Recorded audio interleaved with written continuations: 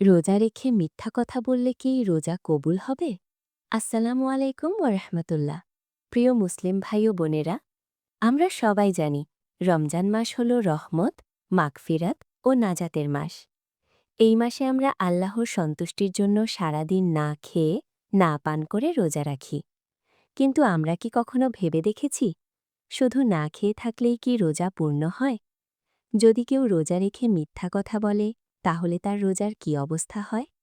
আজকের ভিডিওতে আমরা জানব রোজা রেখে মিথ্যা কথা বলার ভয়াবহ পরিণতি, এ ব্যাপারে কোরআন ও হাদিস কি বলে এবং আমাদের করণীয় কি।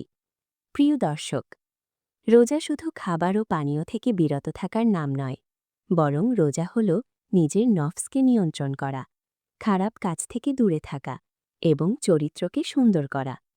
রাসূলুল্লাহ সাল্লাল্লাহু আলাইহি ওয়াসাল্লাম বলেছেন, যে ব্যক্তি মিথ্যা কথা বলা ও মিথ্যা অনুযায়ী আমল করা পরিত্যাগ করেনি, তার পানাহার ত্যাগ করায় আল্লাহর কোনো প্রয়োজন নেই। সহিহ বুখারী। এই হাদিস থেকে আমরা স্পষ্ট বুঝতে পারি, যদি কেউ রোজা রেখে মিথ্যা কথা বলে, গীবত করে বা প্রতারণা করে, তাহলে তার রোজা আল্লাহর কাছে গ্রহণযোগ্য নাও হতে পারে। অন্য একটি হাদিসে রসূল সাল্লাল্লাহু আলাইহি ওয়াসাল্লাম বলেছেন, অনেক রোজাদার এমন আছে যারা রোজা রেখে শুধু ক্ষুধা ও পিপাসা ছাড়া আর কিছুই লাভ করে না। ইবনে মাজা। ভাবুন তো, সারাদিন কষ্ট করে রোজা রাখলাম, কিন্তু মিথ্যা কথা বলার কারণে সেই রোজার সওয়াব নষ্ট হয়ে গেল।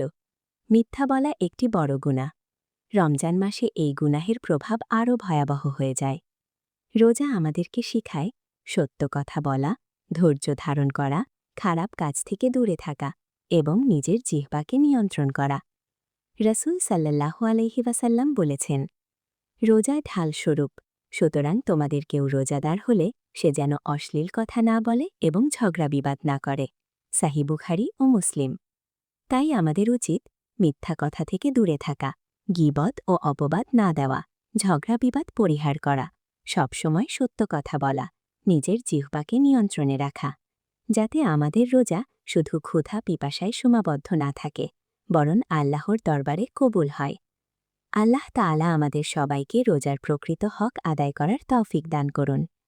আমাদেরকে মিথ্যা কথা বলা থেকে হেফাজত করুন। ভিডিওটি ভালো লাগলে লাইক দিন, শেয়ার করুন এবং ইসলামিক আরও ভিডিও পেতে আমাদের আল হাদিস চ্যানেলটি সাবস্ক্রাইব করুন।